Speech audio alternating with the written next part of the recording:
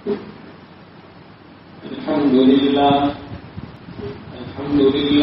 نحمده ونستعينه ونستغفره ونؤمن به ونتوكل عليه ونعوذ بالله من شرور أنفسنا ومن سيئات أعمالنا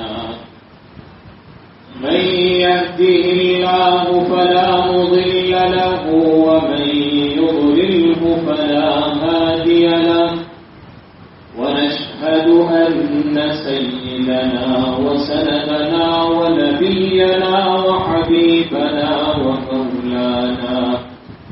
ومولانا محمدا عبده ورسوله أرسله بالحق بشيرا ونذيرا وداعيا إلى الله بإذنه وسراجا منيرا أما بعد فأعوذ بالله من الشيطان الرجيم بسم الله الرحمن الرحيم محمد رسول الله والذين معه أشداء على الكفار رحماء بينهم صدق الله العظيم وصدق رسوله النبي الكريم ونحن على ذلك لمن الشاهدين والشاكرين والحمد لله رب العالمين. سامعین محترم، ایک مرتبہ درود پاک.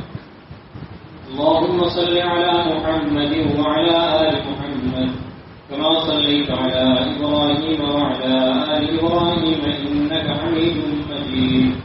اللهم بارك على محمد وعلى آل محمد كما باركت على إبراهيم وعلى آل إبراهيم إنك حميد مجيد. سامعین محترم، آج امت مسلمہ کی زوال کی وجوہات، آج ہر جگہ امت مسلمہ کیوں بچھ رہی ہے؟ جہاں دیکھو مسلمان کا خون سستا ہے. شام میں دیکھو بچیوں پر اتنا ظلم ہوا کہ بچیوں نے مرنے سے پہلے دیواروں پر لکھ دیا کہ عمر بن خطاب نے نہیں آنا. انہوں نے یہ جملہ کیوں لکھا؟ امت مسلمہ اتنی پستی کا شکار کیوں ہو گئے؟ عراق کے مسلمان بچوں کو ننگا کر کے ان پر کتے کیوں چھوڑے گئے؟ افغانستان میں پچھلے عرصے میں ایسے بمباری کیوں کی گئی؟ اور بھی جہاں دیکھیں کشمیر میں دیکھیں کرفیو لگا رہا. امت مسلمہ اتنی زوال اور اتنی پستی کا شکار کیوں ہے؟ اس کی کچھ وجوہات ہیں. ایسے ہی اللہ تعالیٰ مسلمانوں کو ذلیل کرتا ہے. اللہ تعالیٰ قرآن مجید میں ارشاد فرماتے ہیں تم الاعلون ان کنتم مؤمنین، تم ہی غالب ہو اگر تم مومن ہو. ہمارے ایمان میں کمی ہے کہ آج امت مسلمہ پر مشکل وقت آیا ہے. اگر ہمارا ایمان کامل ہوتا، حضور سے وفا کامل ہوتی، حضور سے محبت کامل ہوتی، احکام جو ہے اللہ تعالیٰ کے اوپر ہم پوری طرح کرتے، تو دنیا کفر کے اندر اتنی ضرورت اور اتنی طاقت نہیں تھی کہ امت مسلمہ کی طرف میری آنکھ سے بھی دیکھ سکیں. آج جو امت مسلمہ کا خون سستا ہے، اس کی وجہ یہ ہے کہ آج جو امت کا رشتہ حضور سے تھا، اس رشتے کو کمزور کر دیا گیا. جب سیدنا صدیق اکبر رضی اللہ تعالیٰ عنہ کی حکومت تھی، اگر کوئی گستاخ ہوتا تھا رسول اللہ صلی اللہ علیہ وسلم کے مقابلے میں اپنی نبوت کا دعویٰ کرتا تھا تو سیدنا صدیق اکبر کوئی نرم گفتگو نہیں کرتے تھے. اشداء والے کفار پر عمل کرتے ہوئے مسلمانوں کے لشکر روانہ کر دیتے تھے اور کفار کو فاصل جہنم لگاتے تھے. اس لشکر کے 27,000 مرتدین کو فاصل جہنم کیا مظاہرہ انتظام کے، اور باقی جو کچھ بچے ان کو گرفتار کیا. آج دیکھیں کبھی کسی چوڑے کا دل کرتا ہے حضور کی عزت پر بات کر جاتا ہے. کبھی پچھلے ہفتے فرانس نے حضور صلی اللہ علیہ وسلم کی توہین کی. صرف ملک پاکستان کی آبادی 22 کروڑ ہے، 313 صحابہ کرام تھے، پوری کفریہ طاقتوں پر غالب آ گئے. آج 22 کروڑ امت مسلمہ نہیں، صرف ملک پاکستان کی آبادی ہے. کیوں مغلوب ہے؟ پوری دنیا کے اندر کتنے ارب مسلمان ہیں لیکن پھر بھی مغلوب ہیں. وجہ یہ ہے کہ مسلمانوں کی جو نشانیاں تھی ان نشانیوں کو چھوڑ دیا. ہمارے دلوں میں سے ایمان ختم ہو گیا. مجدد الفسانی ظالم بادشاہ کے سامنے کھڑے تھے، ظالم بادشاہ کہہ رہا تھا مجھے سجدہ کر، اس نے کہا سجدہ نہیں کرتا، سجدہ صرف رب کو کرتا ہوں، یہ سب صرف ایک رب کے سامنے جھکتا ہے۔ اس نے بڑی کوشش کی کہ مجھے دل کے سر کو جھکا لوں، مجھے دل نے سر کو نہیں جھکایا اور اپنے اوپر ظلم برداشت کر لیے، جبر برداشت کر لیے، لیکن سر کو نہیں جھکایا۔ بعد میں ہماری بات سے کسی نے پوچھا کہ وہ کیا پاور تھی کہ پوری بادشاہت ایک طرف تھی، پورے ادارے ایک طرف تھے، پوری افواج ایک طرف تھی، وہ ایک مرد کلندر ایک طرف تھا اور پوری حکومتی طاقتیں اس کے مخالف تھی، اس کے بعد بھی اس کے سر کو نہ جھکا سکی۔ علامہ اقبال نے فارسی کا شعر پڑھا کہ حیبت مرد فقیر لا الہ، قوت سلطان و امیر لا الہ، کہ لا الہ الا اللہ کی پاور تھی جس نے اس مرد مجاہد کے سر کو جھکنے نہ دیا۔ یہ لا الہ الا اللہ کی پاور آج اگر میرے اندر ہوتی، آج کے اندر ہوتی، امت مسلمہ کے اندر اگر لا الہ الا اللہ کی پاور ہوتی، انتم العالم ان کنتم مومنین ہوتے، اگر مومن ہے تو پوری دنیا پر غالب ہوتے۔ سیدنا فاروق اعظم رضی اللہ تعالیٰ آج تو ملی گاجر کی طرح مسلمانوں کا، انسانوں کا خون بہایا جاتا ہے۔ سیدنا فاروق اعظم رضی اللہ تعالیٰ مسجد نبوی کے سکون کے ساتھ ٹیک لگائے بیٹھے ہیں۔ ایک شخص نے پوچھا کہ حضرت پریشان لگ رہے ہیں، کیا بات ہے؟ سیدنا فاروق اعظم رضی اللہ تعالیٰ نے کہا کہ فلاں پل ٹوٹا ہوا ہے، وہ شکستہ حالت میں تھا، بکریوں کا ایک ریوڑ گزرا، ایک بکری کی ٹانگ ٹوٹ گئی، میں ڈر رہا ہوں قیامت کے دن اللہ تعالیٰ مجھ سے سوال نہ کر لے۔ عمر کے سلطنت کے اندر ایک پل کمزور تھا، اس کی وجہ سے ایک بے زبان جانور بکری کی ٹانگ ٹوٹ گئی، میں رب کو کیا جواب دوں گا؟ جب حاکم کے دل کے اندر امت اور رعایا کا اتنا درد ہوتا ہے پھر وہ حاکم بھی ذلیل نہیں ہوا کرتے، وہ امت اور وہ رعایا بھی ذلیل نہیں ہوا کرتی۔ آج دیکھیں کبھی کسی کافر کے سامنے ہاتھ پھیلائے جا رہے ہیں، کبھی کسی حاکم کے سامنے ہاتھ پھیلائے جا رہے ہیں، کبھی کسی کفریہ طاقت سے ہاتھ پھیلا کر مانگے جا رہے ہیں۔ اس سے کبھی ہمارے حالات درست نہیں ہوں گے، حالات وقت درست ہوں گے جب ہم قرآن کے مطابق اپنی زندگی کو لے کر آئیں گے۔ انتم العالم ان کنتم مومنین، مومن ہوں گے پھر ہم کامیاب ہوں گے۔ اور مومنین کی نشانی اللہ تعالیٰ قرآن مجید میں ارشاد فرماتے ہیں اشداء علی الکفار رحماء بینہم۔ آج ہم آپس میں تو لڑ رہے ہیں، سوچ کے سکے کوئی قومی وجوہات کی بنا پر، کوئی لسانی وجوہات کی بنا پر کسی کی زبان علیحدہ ہو رہا ہے، قوم علیحدہ لڑ رہا ہے۔ مطلب ہمارا صرف جو ہماری تفرقہ بازی ہے، ہماری اگر کسی سے دشمنی ہے تو اس سے دشمنی ہے جس کی اسلام سے دشمنی ہے۔ جو مسلمانوں کا دشمن ہے وہ ہمارا دشمن ہے، جو رسول اللہ کا دشمن ہے وہ ہمارا دشمن ہے۔ ہم نے چھوٹی چھوٹی وجوہات کی بنیاد پر اپنے آپ کو آپس میں لڑا دیا اور کافر نے ہم پر ظلم کیا۔ آج دیکھیں ساری جگہ ہر جگہ امت مسلمہ کمزور ہے، اور یاد رکھو کہ اسلام کو میری اور آپ کی ضرورت نہیں ہے، مجھے اسلام کی ضرورت ہے، آپ کو اسلام کی ضرورت ہے۔ ہمارے اسلام کو، دین کو، حضور صلی اللہ علیہ وسلم کی ختم نبوت کو حکمرانوں کی ضرورت نہیں ہے اور نہ ہی اسلام کو ضرورت ہے۔ ہمیں ضرورت ہے کہ ہم اسلام کے محتاج ہیں، ہمیں ضرورت ہے کہ ہم حضور کی غلامی نہیں کریں گے تو قیامت کے دن حضور کے ہاتھوں شفاعت نصیب نہیں ہوگی اور تجام نصیب نہیں ہوگا۔ ہم محتاج ہیں، اگر ہم نے سستی اختیار کی تو تاریخ گواہ ہے اللہ تعالیٰ نے کتوں سے بھی ایسا کام لیا جو انسان نہ کر سکے۔ ایک پادری کھڑا ہو گیا، رسول اللہ کی توہین شروع کر دی، بکواسات شروع کر دی۔ ایک کتا قریب بندہ ہوا تھا، اس نے دیکھا کہ رسول اللہ صلی اللہ علیہ وسلم کی توہین ہو رہی ہے، اس منگولا کا کتا تھا، اس نے اپنی زنجیر چھڑوائی اور اس پادری گلے سے جا کے پکڑ لیا، چھوڑا اس وقت جب اس کی جان نکل گئی۔ کتے کو بھی مسئلہ اپنے نبوت کا پتہ ہے، حضور کی عظمت کا پتہ ہے، گو کو بھی پتا تھا۔ ایک جاتی حضور کی خدمت میں حاضر ہوا، گو ہاتھ میں تھی، کہا کہ اے اللہ کے نبی اگر یہ گو آپ کی نبوت کا اعلان کرے یا آپ کی نبوت پر ایمان لاتی ہے، آپ کی نبوت کی گواہی دیتی ہے تو میں بھی آپ کی نبوت کی گواہی دوں گا۔ اللہ کے نبی صلی اللہ علیہ وسلم نے اسے سوال کیا، اس نے کہا رب اللہ ہے اور رسول آپ ہیں، قیامت تک آپ کے بعد کوئی نبی نہیں آئے گا۔ جو مسئلہ گو کو بھی سمجھ آ گیا وہ آج اگر فرانس کو سمجھ نہیں آتا تو اس میں ہمارا قصور ہے۔ سنو آج ہر ایک یورپ کی طرف جا رہا ہے کہ یورپ کی طرف جانے میں ہماری کامیابی ہے، نہیں ہمارا آگے جانے میں کامیابی نہیں، 14 سال پہلے پیچھے جانے میں ہماری کامیابی ہے۔ یورپ کیا ہے؟ جو میں کہتا ہوں سب سے بڑا بے وقوف وہ ہے جس کا رشتہ حضور سے ٹوٹا ہوا ہے، جس کی عقل مندی، جس کی ٹیکنالوجی اس کو حضور تک نہ لے کے جا سکی، اس ٹیکنالوجی کو ہم نے کیا کرنا ہے؟ جس کی عقل اس کا رشتہ حضور سے نہ جوڑ سکی، اس عقل کو ہم نے کیا کرنا ہے؟ ہر ایک یورپ کی طرف بھاگ رہا ہے۔ علامہ اقبال یورپ میں گئے، کہنے لگے میرے وہاں ایک ایک بھی انسان کا بچہ نہیں دیکھا، سارے بد تہذیب تھے، کسی کے اندر تہذیب نہیں تھی، جس کو پاکی ناپاکی کا نہیں پتا۔ ہم سمجھتے ہیں ہمارا بچہ یورپ چلا جائے گا، ہم خود یورپ چلے جائیں گے تو ہماری کامیابی ہے۔ نہیں، ہماری کامیابی 1400 سال پہلے مدینہ المنورہ میں جو ایک کائنات کی اصیل دلہا شخصیت آئی تھی، اس کی زندگی اپنانے میں ہے۔ ہماری صورت بھی اس جیسی ہو، ہماری سیرت بھی اس جیسی ہو، ہمارا کردار بھی حضور کے کردار کی طرح کا ہونا تو چاہیے، پھر ہم امت مسلمہ عروج کی طرف جائے گی، ورنہ عروج پر نہیں جائے گی جیسے پستیوں کا شکار ہے، ایسے پستیوں کا شکار رہے گی۔ سنیں، حضور سے محبت بے مثال ہونی چاہیے، لاجواب ہونی چاہیے۔ حضرت ام عمارہ رضی اللہ تعالیٰ میدان جنگ کے اندر خود بھی شریک ہے، حضرت ام عمارہ کے دو بیٹے حضرت عبداللہ اور حضرت عمار رضی اللہ تعالیٰ بھی شریک ہے، حضرت ام عمارہ کے شوہر بھی شریک ہے، سارے جہاد کر رہے ہیں۔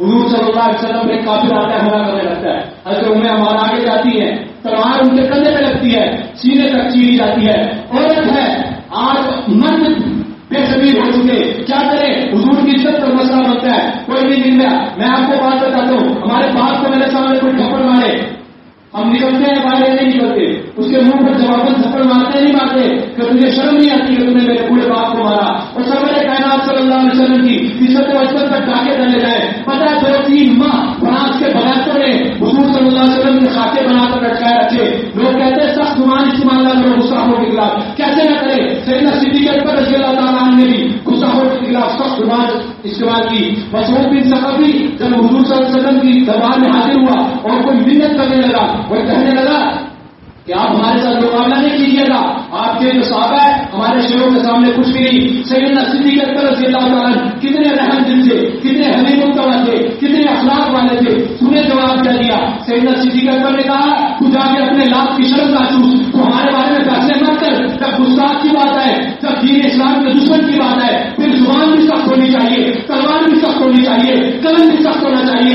آج ہم اپنوں کے لیے تو سختی اختیار کرتے ہیں، لیکن دشمنان اسلام کے لیے، دشمنان رسول کے لیے ہم نرم رویہ استعمال کرتے ہیں۔ کوئی اسلام کے اندر دشمنان اسلام کے لیے نرم رویہ نہیں ہے۔ ایک منافق کو یہودی کا فیصلہ حضور نے کر دیا، یہودی کے حق میں فیصلہ ہو گیا، وہ چلا کہنے لگا، منافق تھا، کہنے لگا مجھے حضور صلی اللہ علیہ وسلم کے فیصلے پر حضرت عمر فیصلہ کریں گے تو میں فیصلہ مانوں گا، حضرت عمر کے فیصلے لگے۔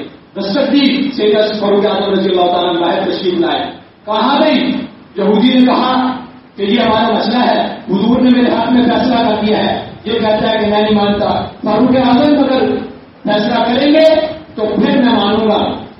سنیے گا تو جو میرے کو رکھیے گا۔ سیدنا فاروق اعظم رضی اللہ تعالیٰ نے کہا ایک سیکنڈ ٹھہرو، میں آپ کا فیصلہ کرتا ہوں۔ اندر گئے، اندر جا کے تلوار لائے، تلوار لا کر اس منافق کا سر اتار دیا اور کہنے لگے جو حضور کے فیصلے کو نہیں مانتا اس کو میں بھی نہیں مانتا۔ سنو، آج رسول اللہ کی کوئی گستاخی کرے، ہمارے حکمران کیا کرتے ہیں؟ پروٹوکول کے ساتھ اس کو رہا کر دیتے ہیں، حالانکہ رسول اللہ کا فیصلہ یہ ہے منصب کا نبی جب فخرو، جو نبی کو گالی دے اس کو قتل کر دو۔ ہمیں کہا جاتا ہے کہ حکمرانوں کے پیچھے چلو، ہم کیسے چلیں جب تم نے مدینہ والے کا دربار چھوڑ دیا، تم نے ان کی نسبت کا خیال نہیں کیا، تو ہم تمہارا خیال کیسے کریں؟ ہاں یاد رکھو، ہمیں کوئی سمجھے کہ یہ کمزور ہو جائیں گے، کوئی کمزوری کی بات ہی نہیں ہے۔ ہماری یہ ایک جان کیا سینکڑوں جانے بھی ہو، حضور کی قدموں کی خاک پر قربان کروں، تیرے نام پہ یہ جان فدا، حضور کے نام پر بھی جان فدا کرنی پڑے تو کر دینا، کر دینے سے گریز نہ کرنا۔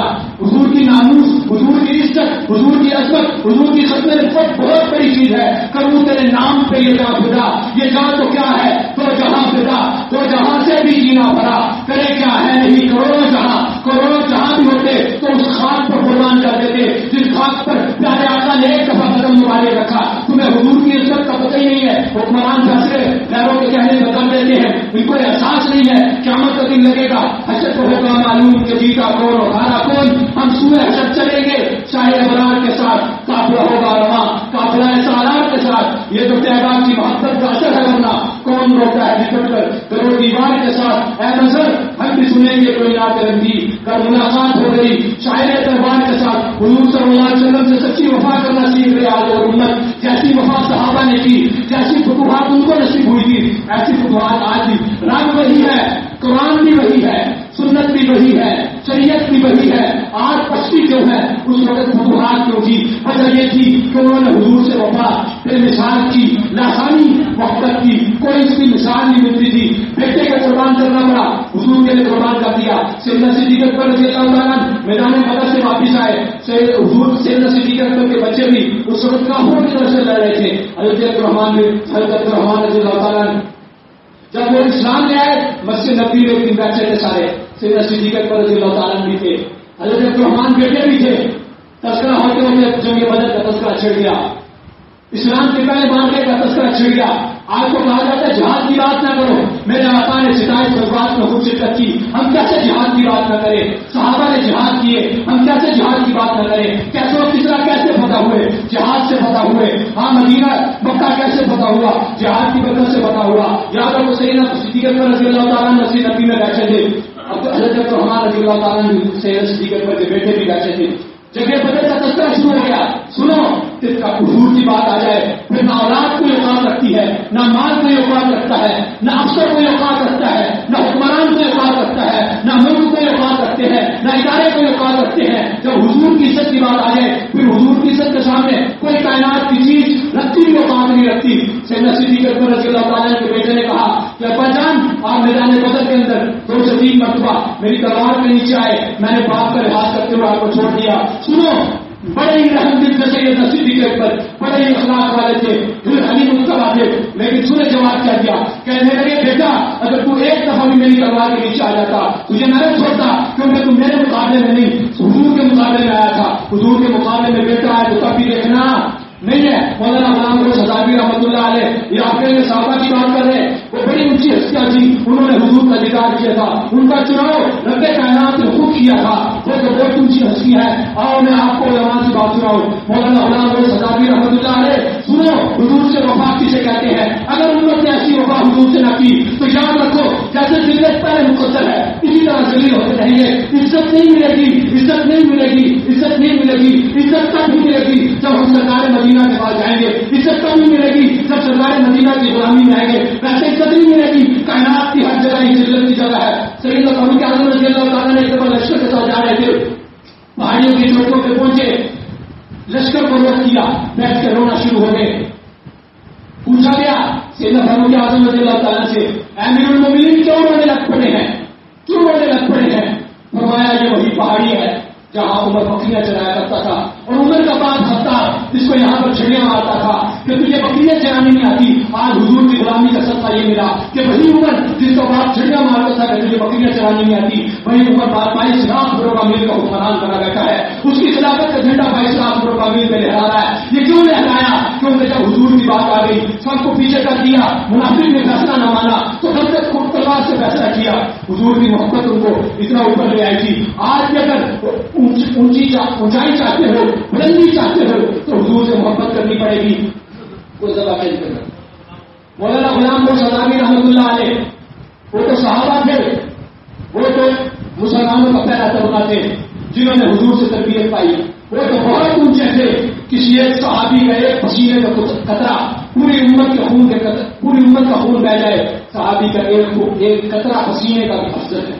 اور 1200 صحابہ نے اپنے نبوت کا پیدا کیا. صحابہ کا مقام ہی نہیں پتا. صحابہ پر کوئی بکواس کرنا شروع ہو جاتے ہیں، بھونکنا شروع ہو جاتے ہیں. اپنی اوقات دیکھو، سورج کی طرف تھوکو گے اپنے منہ پر تھوک آئے گی. سورج کو کچھ نقصان نہیں ہوگا. سورج جیسے پہلے چمک رہا تھا ویسے ہی آج چمکے گا. صحابہ پر کوئی بھونکے گا اس کا اپنا منہ کالا ہوگا. صحابہ کی عزت اور عظمت و مقام پہ رکھتی بھی اثر نہیں آئے گا. سنو مولانا غلام روز ہزاروی رحمۃ اللہ علیہ گھر میں بیٹھے ہیں، ایک ہی بیٹا ہے، اکلوتا بیٹا ہے، مرضی وفات میں ہے، سانس آخری کر رہے ہیں، کشمکش ہے کہ ابھی شاید مر جائے، ابھی شاید مر جائے. دروازے پر دستک ہوتی ہے، کہتے ہیں مولانا غلام روز ہزاروی سے مولانا ہمارے علاقے میں ختم نبوت کے کام کی ضرورت ہے، آئے اور ادھر ختم نبوت کا کام کریں، ادھر بڑی ضرورت ہے. قادیانیوں نے آ کے میرے جما لیے ہیں. مولانا غلام روز ہزاروی رحمۃ اللہ علیہ گھر میں جاتے ہیں، لائبریری میں جاتے ہیں، کتابیں اکٹھی کرتے ہیں اور اپنے بیگ میں ڈالتے ہیں، سفر شروع کرنے لگتے ہیں.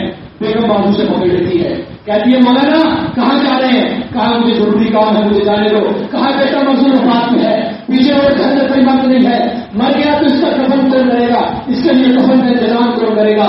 مولانا غلام روز ہزاروی نے کہا یہ بھی چھوٹا کام ہے، میں بڑے کام کے لیے جا رہا ہوں۔ مولانا غلام محمد صدابی رحمۃ اللہ علیہ نکل پڑتے ہیں، اسٹیشن کے قریب پہنچتے ہیں، گھر کی طرف سے ایک شخص بڑا دور آتا ہے، کہتا مولانا رکیے، گھر سے آپ کے رونے کی آوازیں آ رہی تھی، میں نے دستک دے کر پوچھا تو انہوں نے کہا کہ مولانا کا لفظ جگر جانے پانی سے رخصت ہو چکا ہے، جا کر مولانا کو اطلاع دے دو۔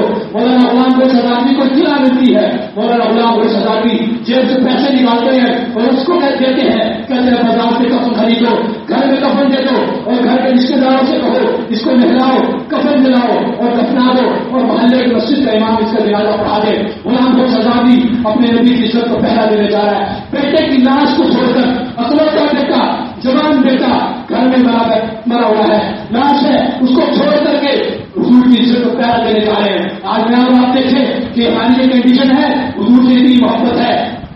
سنیں سیدنا صدیق اکبر کی بھی میں نے بات بتا دی، بیٹا مقابلے میں آیا، کہا کہ تو ایک دفعہ بھی آتا تو تیری گردن اڑا دیتا۔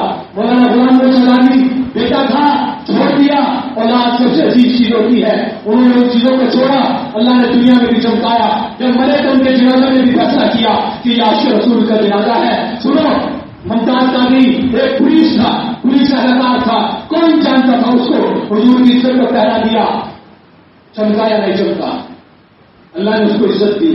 غازی الدین شیخ رحمۃ اللہ علیہ کا جنازہ پڑا ہے، پھر جماعت علی شاہ اس وقت کے بہت بڑے پیر تھے، لاکھوں مرید تھے، آ کر کے درخانوں کے بچے کے پاؤں چوم لیے، کہا کہ پاؤں کو چوم لیے، آپ اتنے بڑے پیر پاؤں کو چوم لیے، کہا کہ میرے نانا کی عزت کو پہرا تو یہ دے کر گیا، ہم نے تو نانا کے نام پہ کھایا ہے، ہم نے عزت کو پہرا تو نہیں دیا، یہ درخانوں کا بچہ عزت دے گا۔ علامہ اقبال جب قبر میں اتارے تھے تو اس وقت یہ جملہ کہا تھا کہ درخانوں کا پتر بازی رہ گیا، ایسی گلیں ہی کرتے رہ گئے، یہ نہ ہو کہ قیامت کے دن ہم بھی اپنی منہ کے اندر انگلی کو لے کر جا رہے ہو کہ آئے خطبے محبت کا کام کرنے والے، حضور کی عزت کو پہرا دینے والے، حضور سے سچی وفائی کرنے والے مسکراتے ہوئے تو جنت میں جانے ہیں، ہم رہنوں میں لگے کھڑے ہو کہ ہمارا کیا بنے گا، قیامت کے دن یہ نہ ہو ایک بزرگ پھر گے کسی کو خواب میں ملے کیا بنا، کہنے لگے کہ ہمیں دنیا میں اس شخص کا مقام سمجھ میں نہیں آیا جنہوں نے خطبے محبت کا کام کیا ہے، آج مر چکے ہیں، آج ہمیں یہاں آ کر پتہ چلا کہ خطبے محبت کے کام کی کتنی اہمیت ہے، ہم تو اپنے اعمال کی برکت سے اللہ کی رحمت کو دیگر متوجہ کر کے جنت میں جاتے ہیں، جو خطبے محبت کا کام کر کے آتا ہے حضور اس کی کڑائی سے پکڑ کے جنت کے اعلیٰ مقاموں میں سے چھوڑ آتے ہیں۔ مولانا احمد علی لاہوری رحمۃ اللہ علیہ فرماتے تھے ان پر بارہا کشف کی حالت میں چیز ظاہر ہوئی کہ سید اللہ شاہ بخاری رحمۃ اللہ علیہ میدان محشر میں آتے ہیں، ادھر سے حضور آتے ہیں، مجمع دائرہ ہو جاتا ہے، ادھر سے نواسا جا رہا ہے، ادھر سے نانا آ رہا ہے، سید اللہ شاہ بخاری رحمۃ اللہ علیہ جاتے ہیں، حضور صلی اللہ علیہ وسلم سے معاہدہ فرماتے ہیں، پگلگیر ہوتے ہیں، حضور فرماتے ہیں عطا اللہ تو نے میرے لیے بڑی مارے کھائی، تو نے میرے لیے بڑی آزمائشیں اٹھائی، آج اپنے پورے قافلے کے ساتھ جنت میں چلا جا۔ جیسے احمد علی لاہوری نے فرمایا کہ میں نے کئی مرتبہ تشریف کی حالت میں دیکھا، سنیں جسے شاہ بخاری رحمۃ اللہ علیہ ایسے نہیں کہ مقام ملا، جیل میں تھے، خبر ملی حضرت آپ کے گھر میں چھاپا پڑا ہے اور پولیس نے آپ کی جوان بچیوں کو گھر کے اندر مارا ہے، آپ کی بیوی کو مارا ہے۔ سید شاہ بخاری رحمۃ اللہ علیہ کا جواب سنیں، سادات میں سے ہے، سید ہے، سید خاندانی ہے، اور سید ہونے کے بعد وہ کوئی بے حیا نہیں تھے، وہ کوئی آوارہ نہیں تھے، سید ہونے کے بعد حضرت شاہ صاحب کی حیات تھی، ان کی لگتے جگر بیٹیاں، جوان بیٹیاں، آج کسی عام بندے کی بھی جوان بیٹی کو گھر میں جا کے مارا جائے تو خون کھولتا ہے۔ پھر ایک بڑے سید کی بیٹی، سوچیں سادات گھرانے سے حضرت شاہ صاحب کا جملہ تھا، میری بچیوں کو ننگا کر کے روڈوں پر تصویر دیا جائے، پھر جب اللہ یہی کہے گا کہ حضور کی خدمت میں محبت کو پہلا دینے کا حق ادا نہیں ہوا۔ وہ تو ساری زندگی کام کر کے فرمایا کرتے تھے کہ میری آدھی زندگی ریل میں گزر گئی، آدھی زندگی جیل میں گزر گئی، آج بتاؤ ہم نے اس دین کی خاطر کیا کیا؟ ایک پتھر دکھایا، ایک سپر دکھایا نہیں، ایک پورا بھی ہماری پیٹ سے برداشت کیا اس دین کی خاطر؟ کیا حضور نے پوچھ لیا میرے تو زندان مبارک اس دین کی خاطر شہید ہو گئے، میرے حمزہ میرے چچا کے کلیجے کو چبا دیا گیا اس دین کی خاطر، اور میرے نوازے کو لینے پر چڑھا دیا گیا اس دین کی خاطر، بتا تو نے اس دین کی خاطر کیا کیا؟ تیرا خون میرے نوازے سے زیادہ عزیز تھا، تیرا خون میرے چچا حمزہ سے زیادہ کوئی مقدس تھا، جب انہوں نے اس دین کی بلندی کے لیے، انہوں نے اس دین کے تحفظ کے لیے، انہوں نے حضور کی خدمت نبوت کے لیے، انہوں نے حضور کی ناموس کے لیے اپنا سب کچھ لٹا دیا، تو میرے اور آپ کی کیا اوقات ہے؟ میں بھی، میری نسل بھی، میرے آبا و اجداد بھی حضور کی جوتیوں کے تحفظ کے لیے قربان ہو جائے، پھر بھی اچھا نہیں ہوتا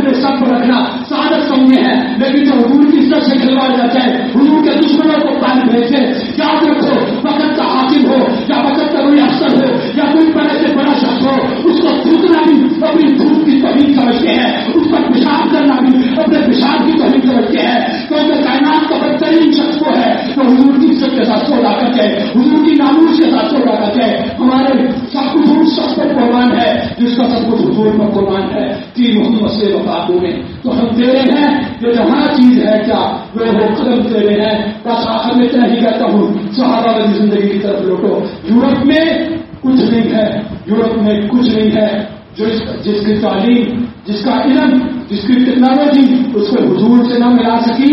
وہ ٹیکنالوجی نہیں، وہ علم نہیں. کائنات کا بدترین جہالت ہے. علم تو وہ ہے ایک شخص کو اپنا نام لکھنا بھی نہیں آتا. غازی الدین شیخ رحمۃ اللہ علیہ جاتے سائن کرنا نہیں آتا. مزدور تھے، مزدوری سے شام کو واپس آئے، دہلی دروازے کے باہر دیکھا کہ رش لگا ہوا ہے. پوچھا کہ کیا بات ہے؟ کہا کہ حضور کی ختم نبوت کا مسئلہ بنا ہے، یہ کوئی نعرے بازی ہو رہی ہے. گھر چلے گئے، سو گئے. خواب میں دیکھتے ہیں کہ ایک سفید ریچھ آیا ہے، تیرے نبی کی عزت پر آئے ہے. اس کے خواب میں آ کر اس کو جگایا جا رہا ہے. حضور کی عزت کو پہرا دے. آج میرے اور آپ کے خواب میں تو کوئی آتا نہیں ہے، ہمیں تو کوئی اشارہ بھی نہیں ملتا. اپنے ایمان کو دیکھیں، اپنے مقام کو دیکھیں. غازی الدین جاتے ہیں اور بازار سے خنجر لیتے ہیں اور وہ رسپال کے سینے میں وار کر کے اس کو قتل کر دیتے ہیں. پوچھا جاتا ہے کہ آپ مجھے اتنا بیان دے دیں کہ جس وقت میں نے اس پر حملہ کیا اس وقت میں ہوش میں نہیں تھا. تو غازی صاحب فرماتے ہیں کہ وہی زندگی کا ایک لمحہ تھا جس میں ہوش میں تھا، باقی زندگی تو بے ہوشی میں گزار دی.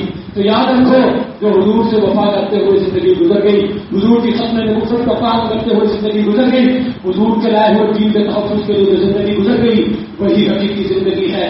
باقی زندگی نہیں، وہ تو گزارا ہے. یاد رکھو، اس دنیا کو اتنا کماؤ، اس دنیا کے لیے اتنا کام کرو کہ اس دنیا میں گزارا ہو جائے.